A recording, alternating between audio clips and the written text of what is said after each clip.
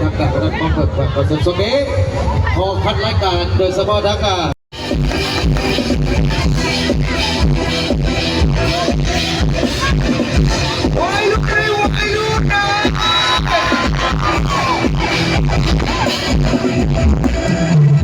ได้เพียงเธอจะได้รู้ว่าจะเมื่อฉันตาย